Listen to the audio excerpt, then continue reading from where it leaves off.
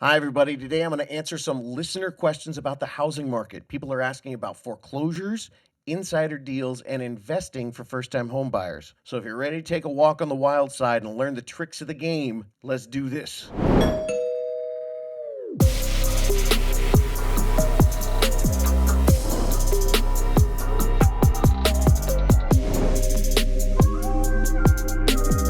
What's up, my How to Buy a Homies? Welcome back to the podcast. And new listeners out there, if you're interested in these subjects, well, go ahead and hit the like button and subscribe. And don't forget, things are changing all the time. So make sure you hit the notifications and we'll keep you up to date on what's happening in the housing market for first-time home buyers.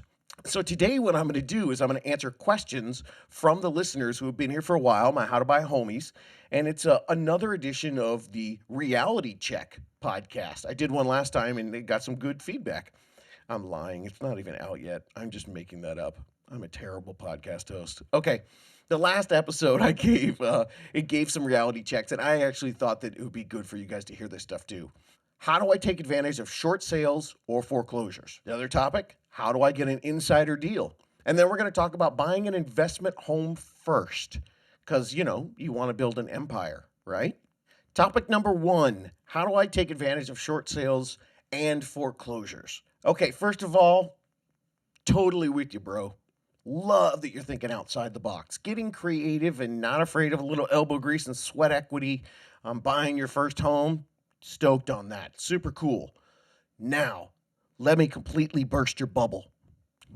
Number one, speaking of bubbles, this is not a housing bubble. So don't be looking for a whole bunch of foreclosures.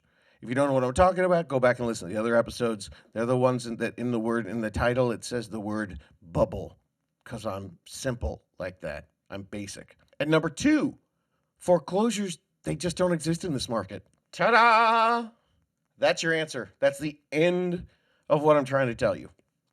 I wish I saw an easy way into this housing market for everybody, all right? For everybody in 2022, but I just don't. So how's that for Captain Positive? You longtime listeners are like, dude, where's my cheerleader? I'm not saying you still shouldn't look for a way in. It's probably still mathematically better move for most people, than fighting an ever-increasing rental market so you have to pay more each year. But there is some reality here. Are you going to see the huge 19% bump like we saw last year when people who bought a home? Nope. Blame the universe for not having you be mentally ready to listen to the podcast in 2019 when I was just a sociopathic dude in my living room scaring the crap out of my kids, screaming into a microphone at 3 o'clock in the morning in the middle of the night. Another question about this for foreclosures, here that'll help you answer. Will you get another 10 years of the market appreciating so you can cash in? Nope. Sorry. Blame your parents for not getting freaky 10 years earlier. You came of age at this end of a decade of a long run up in real estate, and there's nothing you can do about that unless you know Doc Brown. Will there be another huge crash so you can swoop in and get foreclosures for cheap? Nope. As of today, the numbers don't support a crash. Check the facts and figures in the episodes 47, 48, 57, 68, 70, 72, 73, and 74. If that was too fast for you, you have a rewind button. Okay, fine, Sidoni, fine. But there has to be one sad sack out there who's tragically going to lose their house, and I can take advantage of them so I don't have to pay over list price like everyone else. Truth bomb alert. Truth bomb coming at you.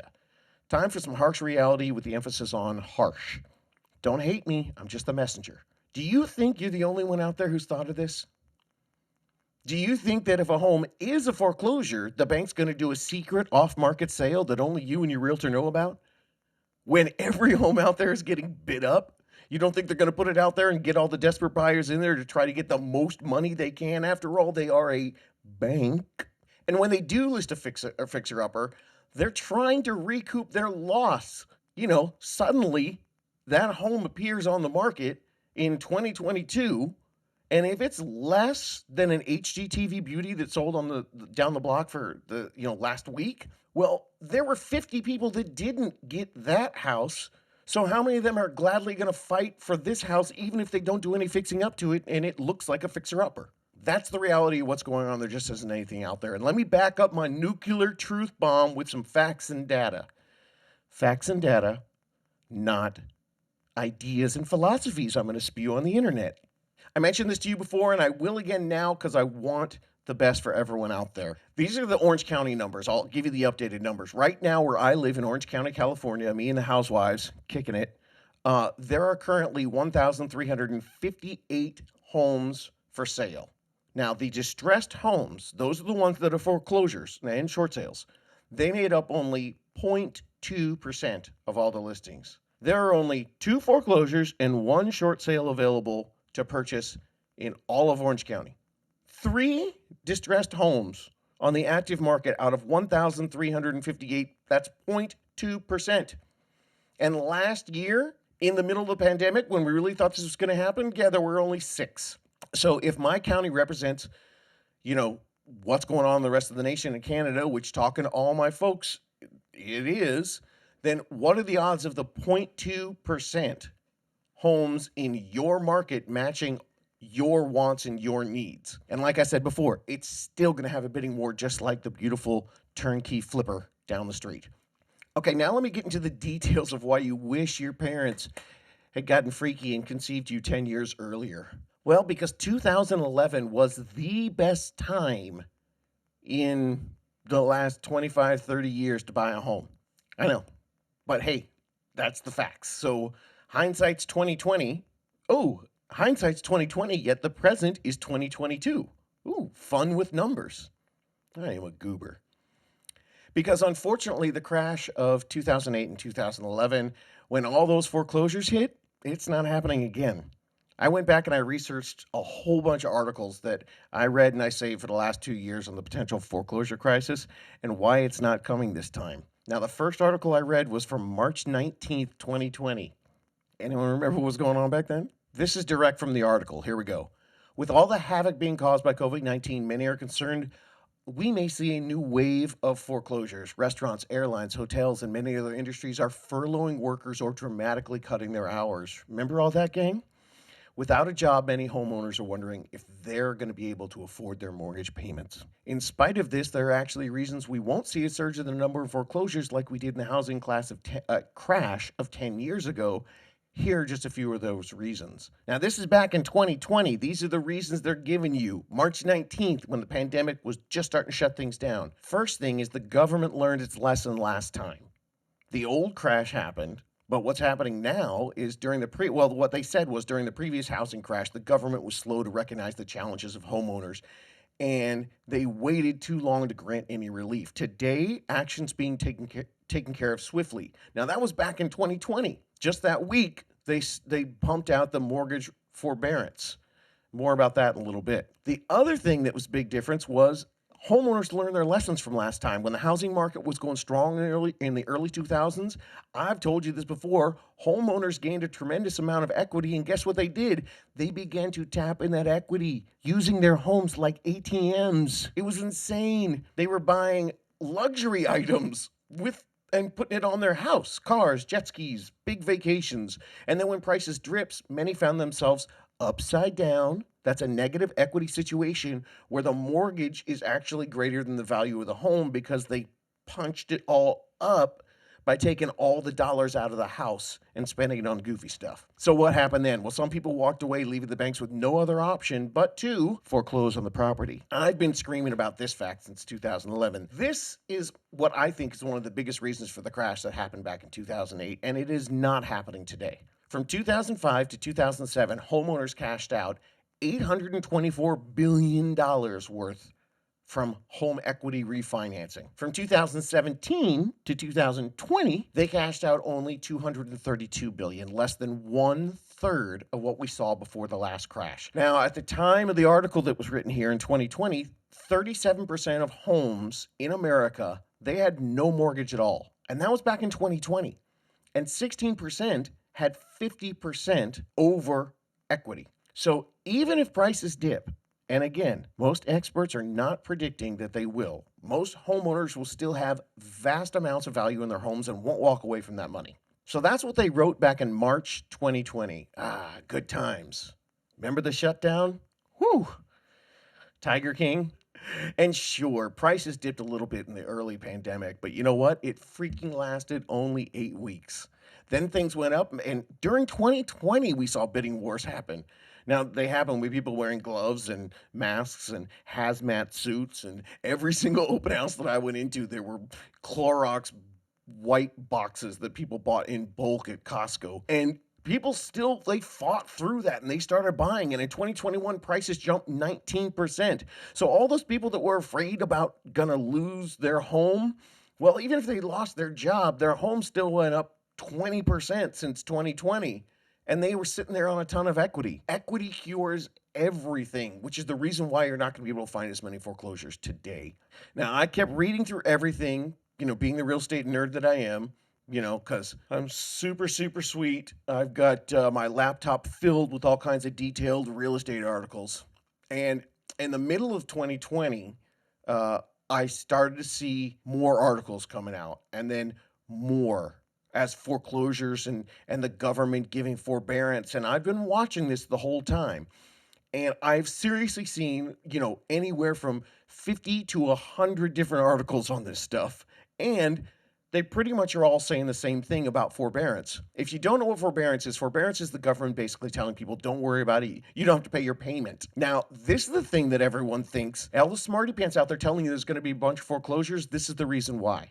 But here's the latest update on the real numbers. Because when the mortgage forbearance plans were first announced, that was when the pandemic was surging back in early 2020. A lot of homeowners, they got to pause their mortgage payments. And a bunch of analysts were concerned that once the forbearance program ended, who knows if people are going to be back to jobs. So the housing market would experience a wave of foreclosures like the one that happened in the old bubble. But here's a look at why, now that we've gone through all that and the forbearances are closing, that is not going to happen. The first reason why we're not going to see a crash like we did on the last bubble, because there are fewer homeowners in trouble this time, like a lot fewer. After the last housing crash, over 9 million households lost their homes to foreclosures. 9 million people lost to foreclosures or short sales, or if they just gave it back to the bank, which still counts as a distressed property. Many people believed that millions of homeowners after COVID were going to face the same fate. However, I have something really interesting to help you understand that that's not true. It's called data, facts. There are many homeowners that their forbearance plan, they're fully caught up on their payments, or with a plan from their bank, they've actually reconstructed their loan in a way so that they can continue to start making their payments. The latest data from the Mortgage Bankers Association, that's the MBA. I want to see the MBA play the NBA in a game. Bunch of mortgage nerds getting dunked on. That'd be fun.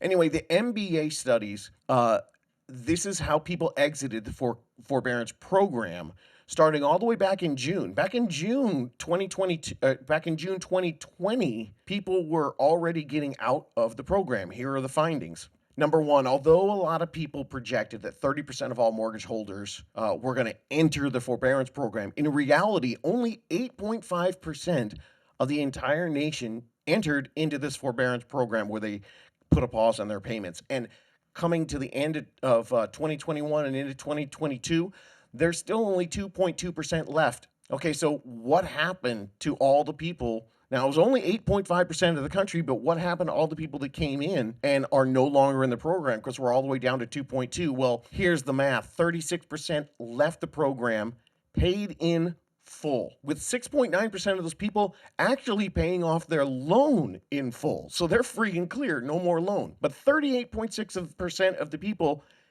are back in and paid off. 44% negotiated workout repayment plans.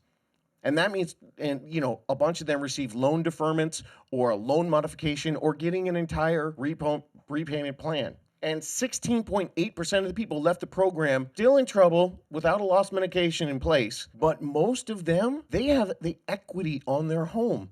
So they can sell that and just cover the debt. I don't know what's going on with these people. These people are just stubborn, or they're hiding under the covers. And, you ever have those days where you just don't want to deal with anything? That's what they're doing, but they've got the equity. And sooner or later, when their back's against the wall, they could sell the house. The second piece of data that they were giving us was the number of homes in forbearance today is extremely low compared to the crash times. Back then, we told you 9.3 million people lost their homes to foreclosures. As of January, the total number of mortgages still in forbearance is only 890,000. Now, I'm not a mathematician, but I believe the technical term is 890,000 is precisely 1.3 buttloads less than 9.3 million. Is that correct? Not sure. And in 2022, those 890,000 people who remain in forbearance still have the chance to work out a suitable plan with their banks, the deal is that once you get a loan, it goes to a servicing company from the banks, and the servicing companies for the mortgages, they're under incredible pressure by both the federal and state agencies. Now, Rick Sharga, who's the executive vice president at Reality Track, he said this recently. He actually tweeted it. Pretty cool for a numbers dude. The Consumer Financial Protection Bureau, the CFPB, and the state attorneys general, they look like they're adopting a zero tolerance approach to mortgage servicing enforcement. Likely that will limit foreclosure activity for a good part of 2022, while service explorers explore all possible loss mitigation options. That means getting a deferment or getting a deal with them. Basically, they're just going to work a deal with the person instead of foreclosing on them. And then, like I said, one of the other things that they talked about in this most recent article is that, there's 16.8 of the people still left in the program. Many of them have enough equity to sell their house. Of the 1.22 million homeowners currently in forbearance, 93% have 10% equity in their home. That's plenty of money to sell your house and get out of there scot-free without having to go into bankruptcy or foreclosure. That's an important number, that 93% have 10% equity, because 10%, if you take 6 or 7% to sell your home, they've got plenty of room to do it. The fourth thing they talked about in this article is that over the past couple of years, we're seeing the banks are working with people. Even in the midst of a pandemic, there have been far less foreclosures than there were even just in 2017, 18, or 19. I mean, we're talking 400,000 foreclosures that normally would have happened, did not happen. And then the biggest piece, this is number 5, this market can absolutely absorb. If you want to be a negative Nelly, I don't care. You want to be a hater, rock on. I'm telling you this right now. If 1 million new listings hit the market, we'd be fine. 1 million. Now, you heard my numbers. We're not even talking close to that many people that might get dumped out of the forbearance program. Look, here's how it worked. Back in 2008, they added the oversupply of homes that were already happening. Well, they added to that with the foreclosures. Well, today's inventory number, when all the foreclosures hit in 2008, our number today is lower by 600%. 600%. I know some of you are pulling out your calculators right now just to figure out how you even calculate that. It's exactly the opposite today of how it was last time. The total housing inventory at the end of November amounted to 1.1 million units. Now, that's the end of November 2021. Now, they've got this weird stat in real estate where it's called a month's supply. So 1.1 million units based on the demand, everyone trying to buy the house, is 2.1 months of demand. It's also called an absorption rate. It means that if no more homes came on the market today, if everything froze, how long would it take for all of the active buyers out there to buy up the 1.1 million homes? Well, it says it would take 2.1 months. I think that number's way too high. I think it would take 2.1 weeks. But anyway, let's stick with the real data. Fine. A balanced market means that we have approximately 6 months of supply of inventory. So at 2.1 months, the market is severely understocked. That means we can take 1 million homes, drop it on the market, even if 1 million people went into foreclosure, and there still wouldn't be enough inventory to meet the current demand. Forget the crash. It wouldn't even meet demand. It would barely slow it down. I don't even think prices would drop if 1 million new homes came out. I think it would just satisfy the people who are out there, and we might flatten at worst. Now, all of this is why my gal, Ivy Zellman, a woman who I am convinced is a mystical sorceress because of that awesome name. She's the founder of the major housing market analytical firm Zellman and Associates. She was on point when she said the likelihood of us having a foreclosure crisis again is about 0%. So that's your foreclosure topic. Let's get into topic number 2. How do I get an insider deal? Now, if you're new to our home buying game and you're super bummed out because, our first topic, you thought you were going to be able to really get a deal and snake in and grab a foreclosure, well, you found out that's probably not going to be happening in the current market. And guess what? Now I'm going to burst your bubble again. If you're a hater and you love the drama, the snarky headlines, cool. This is for you. Gone is your positive cheerleader, old man. Drink. He's not going to be here for this segment. Sorry. That's not what I'm doing. I'm going to read you a listener email I got a long time ago. And guess what? If you love the drama, cool. I'm going to rip this to shreds. Now, of course, before I do, I want to make sure that I preface by saying that I don't blame this guy. I love any young entrepreneurial person out there trying to take on the world, especially an excited new home buyer. I know there's not enough information out there for you, so I want to change that. I admire this spirit. Go for it. I mean, look, if you think I'm not out there cheering on people that have ideas that they don't know if they're going to work, look at me. Nobody in real estate thinks what I'm doing is a good idea. And I'm 3 years into this craziness. I just want to help delineate fact from fiction. I know it all sounds easy because you read a couple of books and you listen to a couple podcasts and you think you can get rich quick in real estate, and now you're pumped, and so you call me with your 6 months of knowledge and you're ready to buy a home for super cheap and then flip it and make a ton of money. Wish it was that easy. So don't call me a hater for dropping some reality on you. I'm doing this out of love. This listener question to me came with an email, I believe, and it was entitled Our Current Flexible Mindset. That's how they titled it. I was like, great, flexible. Let's see what you got. I would prefer not to liquidate all my brokerage stocks unless we can find a single family home or a condo at 15 to 20% under market value. Under market value. As I understand, this means finding off-market deals using either Realtor Connections or Deal Machine. Okay. I get so bummed when I understand that first-time buyers go out to find information on actually buying their first home, and the only thing they find are these podcasts and other resources out there that are strictly made for people who are looking to invest. They've got bigger pockets. That's why it's called Bigger Pockets. And I get so bummed out. They listen to Bigger Pockets, Deal Machine, or other real estate podcasts or books. They're all about growing your wealth through real estate. And so a lot of people think, okay, cool, I'm going to get a jump start on this. I'm going to do this at the beginning. I'm going to do this with my very first home. And it's cool because I'm going to use the leverage of the bank. I use that word now, leverage. I understand that.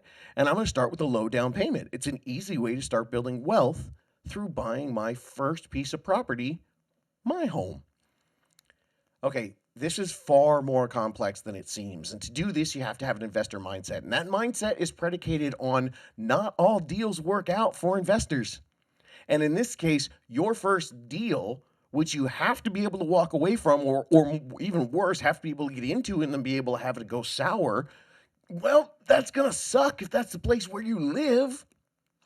The minute you tie your personal home into that equation, you stop being an investor because now you're personally involved in it, and that changes everything. Now, let's get to some of the factual reasons that this plan is flawed. Even if you don't give a hoot about where you live and you're like, I don't care, I'll take any deal. Great. Time for truth bombs to shed some light on this. For that person out there who thinks they know what they're doing, you've logged all of 50 hours reading about real estate. Woohoo, good for you. And you think anyone can use a realtor connection and get an off-market home for 15 to 20% off-market value? Woo! Man, can I please have some of that crack that you're smoking? Seriously. In a slow market, the average home sells at about 95 to 97% of the list price. In an average slow market, that's called the list price to sales price ratio. And if you don't know what that is, stop asking me to buy a home for 15 to 20% off market value. So, if a home is 3 to 5% off market value in a slow market, and not even close to your 15 or 20% that you're looking for, Since 2020, actually, most homes have been selling above their list price. That's 101, 102, sometimes 110 sales price to list price ratio. So God bless you for digging deep and doing your research. And I don't know who's telling you that, but they are so far off of what you can buy a home based on where it is for the market value. It's just straight up BS. Here's how it works. Any home that far off the market, first of all, I never see them, but if let's just say some of the day I did, any home that far off the market value has big problems, and you're not going to be able to get a loan to purchase it because banks don't lend on big problem homes. So the reality is the home's going to be purchased cash by a cash investor who really understands the game. And they're going to be happy to sell you that home for 5% above market value after they rehab it with a team that they have on retainer to do the work cheap for them since they work on volume with multiple different properties. That's the game they're playing. It's not whatever you heard from people who are trying to get you to do their webinar. The cash game is deep pockets. It's experience and understanding of how things works, and it's buying things, multiple different homes, and not all of them have to work. It's not just one purchase, which what happens when you're buying your primary residence. So I ask you, you ready for that, homie? Those cash peeps can afford to lose money on one home because that's not their only deal this month. They've got at least 8, 10, 12 deals that are going to be in the black, so they can eat a few. But what if that home is your home? And because you're just doing one for one. And what are the odds that doing one for one, you're going to end up being better than them? But if you don't want to liquidate your stocks to start and be a cash buyer, then you have to get a loan to buy homes with the rest of us lowly buyers. And they all play by a different set of rules. So then, continuing in the email, he says to me, we don't want to string along an agent, with a tough search like this. I understand sometimes it can take months. No property nor the first deal is ever perfect. And you can't wait forever. So, at this point right now, we're just not going to invest to own any property without making sure that it improves our financial situation. Okay, longtime listeners, you might want to plug your ears because this is not the Dave Sidoni you know. Really? Really? Okay, math man, let me ask you a question. Which way the market's been going? And how about interest rates? Can you show me the spreadsheet that shows that waiting 4 months, even just 4 months for a home, to try to find one that's even 5% of the market value is cheaper than buying a home at market value 4 months ago when the rates were lower by 0.5 point and the prices were lower by 5%? Did you understand that? No? Okay, so maybe at this point you got to trust me a little bit. See, you wouldn't be stringing good agents along because if you brought this formula and this idea to not just buy any old home, any good realtor would show you these simple facts, and they would hope that your mind is open. And if it wasn't, well, then you're probably going to move along to the next one and just wait for someone to tell you what you want to hear. This crap is dangerous. It's as dangerous as Dave Ramsey telling people to sit out in the 2010s and stay renting when they could have bought the home. And the math would have earned them tons of money without any risk of them going into bankruptcy, which is the big thing they're trying to do, is keep you out of debt. The reality check is if you want your first home to be the foundation of your financial empire, you missed the basic principle in all investing. Homes today, you have to understand where their pricing is. They're like Google stock. You missed it. I wish you could have, but you missed it. 15 to 20% off buying never happens, and it sure as hell doesn't happen in this bidding war market. No, you have to work the math. You have to see how to make the math work for you, because no one is selling you that Google stock at $2,700 a pop. No one is just going to go, well, I got to get rid of this one. Let's just get rid of it for $2,200. No matter how many podcasts tell you this is the best way to make money and build an empire. Really? Duh. You mean the best way for me to make money is to buy $2,700 stock for $2,200? Boy, I never would have thought of that. What commodity sells itself at 15 to 20% off market value in a market that is appreciating? And then he wraps it up by saying this: your podcasts alone have been a good inspiration, regardless if you can recommend a real estate agent that we can end up working with. Well, that's very nice, and I appreciate that. Needless to say, I don't think that my unicorns ever told him the story that he wanted to hear. Remember, everybody out there looking to buy a home and looking to get a deal, this is the time in history that you got this idea. That's the ultimate factor. And if you don't study the past market to understand the present market, you're never going to be able to take advantage of the present so you can thrive in the future. If you're determined to get what you heard was possible once on a podcast somewhere without researching the market history to see if that is possible in the present market, instead of actually accepting reality and realizing, hey, here I am in today land, well, then most likely, if you keep doing that, the future is going to pass you by. Google is not $100 a share, and you may have to find a new way to build your fortune. But in the meantime, the whole thing that I'm trying to help you guys understand is you still need shelter. So let's see if you can make that work for you. The payment you're already paying, even just a little bit. I have no idea what happened to the guy, and if he's still listening, give me an update. I'd love to hear about it. I really, really do hope it worked out for him. I know it's probably the harshest I've ever been on the podcast because I'm here to support you guys, but I hope you understand what I'm trying to do is if you've got some great ideas, it's kind of like with my buyers. My buyers, they'll tell me all the time, hey, like right now, homes sell in a couple days. So people will come to me and be like, hey, this home looks awesome. It's $50,000 less than all these other $700,000 homes, and it's been on the market for 94 days. I go, okay, say that back to me. Well, it's $50,000 less than all the other homes we've seen. Okay, and how many homes have we tried to put offers on? Well, 9. And how much have we been going over the market price? Well, 50, sometimes $100,000. And how long has this home been on the market? 94 days. And how long does it take for all those other homes? 2 days.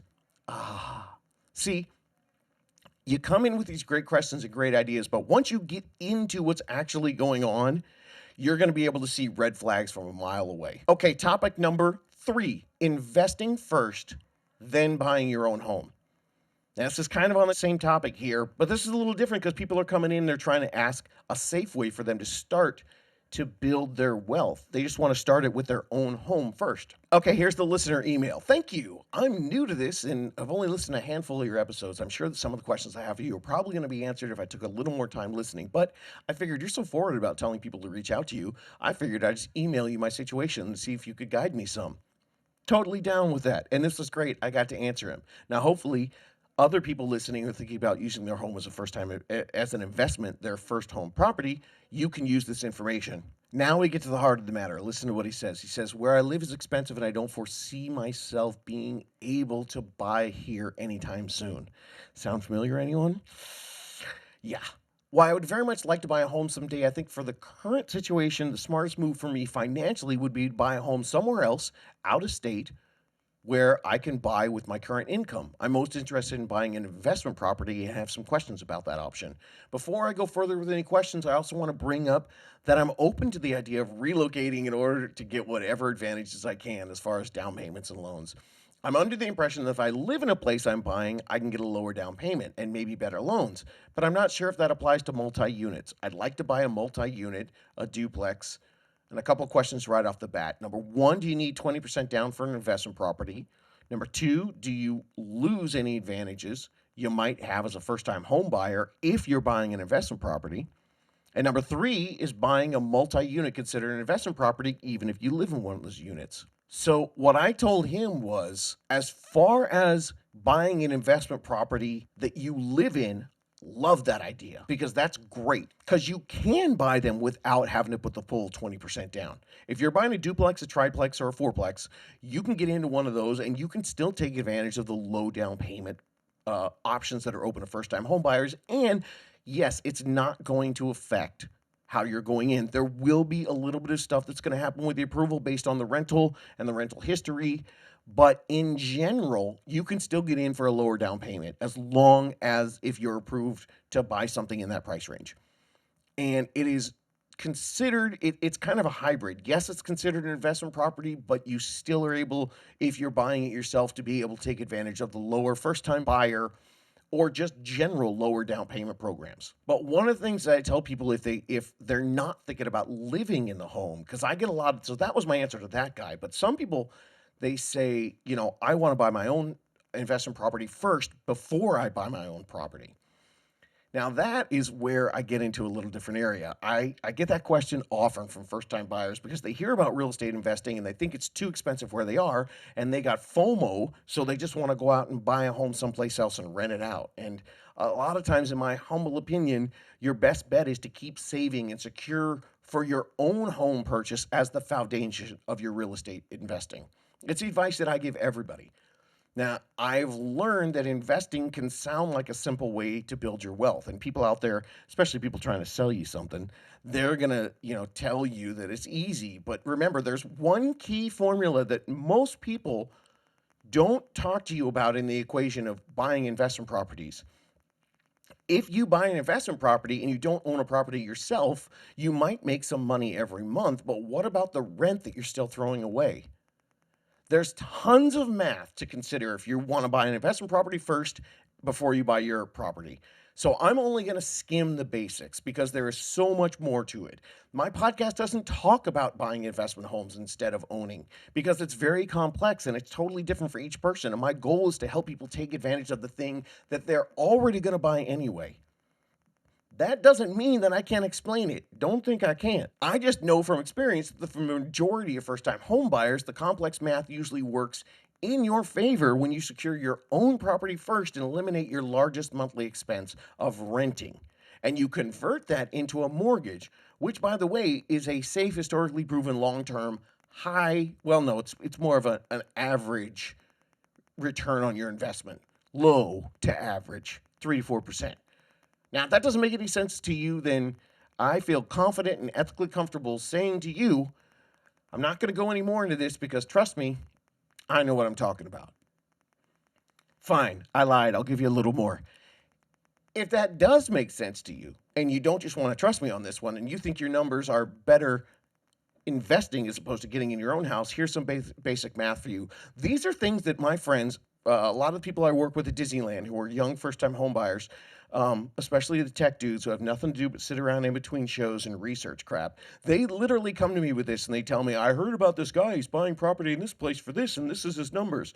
So let's say that they want to live in a $500,000 condo and it's going to cost them $25,000 all in. That's a 3.5% down payment and 1.5% closing costs. Okay, so they want to buy that house. They don't have $25,000, and they don't want to spend the about $2,800 a month it would cost PITI. What they've got is $15,000, and they think the $2,800 a month is too steep for them. So then they research and they come back to me and they say, "Here's what I'm going to do, Dave. Got my idea. I'm going to go buy this $250,000 house. I'm only going to put $12,500 down. That's going to be my down payment and my closing costs. And get this, dude, the payment's only going to be $1,400, but I can rent it for $1,800, $400 a month, $4,800 a year. Sounds great, right? Yes, it does sound great. And so does a house made of lollipops and gingerbread. It ain't real. First up, the 3.5% down payment for your primary residence that you're talking about going out and buying investment property. Technically, you're not allowed to use a low down payment if you don't live in the house, if it's not considered your primary property. Now, there are people who find ways around it, but technically you're not allowed to do it, so that's the big one I want y'all to know. So if you could finagle your way around that and you did end up getting that low down payment for a cheap investment property someplace else, let's think about the math that you just talked about. You put $12,500 down, you're making $400 a month. That would be an annual return of $4,800. Now, on a $1,250 investment, $4,800 a month is 38.4%. Now, if this was easily doable, people with $100,000 cash that they want to invest, and trust me, there are plenty of those people out there, they would be doing this 8 times over. And then they'd figure out a way to save $100,000 and they'd be doing it again next year. Everyone with any sort of money would go after a 38.4% return on their investment. Heck, if the cash flow was only $100 instead of $400 a month, that's still an 8% return on investment. That's still considered good if you're dealing with stocks. And look, if you still listening to me and you still think it's better for you to do this, don't even come at me with, well, David, you're not counting the equity that goes in the house. Yes, you're right. The home is going to make some equity. But remember, number one, any gain in equity on an investment property that you don't sell is just on paper. And do you know how much it's going to cost you to sell the house? Well, instantly you have to take 7.5% off of your equity profits. And in today's market, it's going to probably take you about 2.5 years to gain 7.5%. So you're not even making any money on the equity for a couple years. And that's just the basic math. I'm not even taking into account any of the things that come along with being a landlord. We're talking about understanding the process of buying a home out of state, the property management fees, the vacancy rates, the tenant issues, the leaky toilets, the property upkeep, and the list goes on and on and on and on. In general, the numbers that you hear about investing in your first home, they're just too good to be true. And you know me, I'm all about truth bombs, especially if you don't have the capital to back things up if anything goes wrong. 2 more pages. If you really have a handle on the entire real estate investing game and you want to make it happen, then you probably know what I'm going to advise that you should do, right? If you really know what you're talking about, then you probably know what I'm going to say you should do. Any guesses? Yeah, it's that duplex, triplex, whatever the hell they call a fourplex. I've actually heard them called a quadplex. I don't know if that's guys who are into working out. Got my quads. So if you've got questions about that, hit me up. I actually just heard the other day. So this is early March right now. I'm putting this down. So early March 2022, some lenders are now starting to lend on the property as opposed to on the borrower. Now, does that make any sense to you? Let me explain it to you in layman's terms. What that means is if you're trying to buy a duplex or a fourplex, they're actually going to take into account what the rent is to decide how big a loan they're going to give you. Usually a loan is based on your income and your debt, but instead of using that, they're talking about upping your ceiling for your max approval. Now that I'm seriously into. We're going to take a little while to make sure that works out, but if you got questions about that, hit me up with it. I am all for people making the right moves to set themselves up for the long game, and in my opinion, as stated by many different episodes that I have done in the past, the numbers thrown away in your rent usually outweigh the profits that you can make playing any investor's game, because you're playing with just a regular person's capital. And by the way, that's coming from me, the guy who railed all over Dave Ramsey for being too safe. You know, there are people out there saying, oh, I'm being too aggressive. No, I'm actually telling you as I said, Dave Ramsey is the safest. I'm giving you a safer or maybe even just safe option. You guys know, you listen to me, I'm going to fight the power and disagree with people that are too conservative in their home purchase philosophies. Yet, I have been at this for a long time, and I still tell people that the math is probably in favor of you getting your own property first before you go out and try to buy an investment property. And if you really have your heart set on that, I always recommend that people get into a duplex or a multi-unit. Do that first before you start building your empire. I'm down with the empire. Oh, did I just say that? Sorry, I'm a rebel. If you have questions about options for you, since each buyer's situation is totally different, go to howtobuyahome.com. That's where you ask me a question. You can also DM it to me at Instagram at David Sidoni. Tons of free content on there. The Facebook How to Buy a Home group. I'm on TikTok and Twitter, but it's mostly silly. Whatever. And all this free content comes to you, and I hope that it's really helping you guys out, and really would help us out if you share this with your friends, if you rate it, and especially if you review it. Spotify's got reviews now. That'd be awesome if you could review on Spotify. And the Apple reviews, those are always the bomb. They really help me out. I'm here to help you out. I'm here to answer your questions. I'm trying to get this so big that we can start a revolution and change the way the real estate industry treats you first-time home buyers. You need to understand all this, and you need to make sure that you're protected so you don't get screwed. And look, don't be bummed out if I trash some of your ideas. That's fine. The name of the game isn't to figure out how to do something so totally crazy that no one's ever done before. The name of the game is to come to someone that's done it and go, look, dude, here's the cheap, shortcut, easiest way to do it. And that's the best you can do. If you get even close to that, you scored in this market. Believe in the math, believe in the process, and you will be able to find a way to dump your rent. Whether you take an aggressive plan or a conservative plan, once you fully understand the rules of the game. So that's the way this works. Learn the game, and you can do this.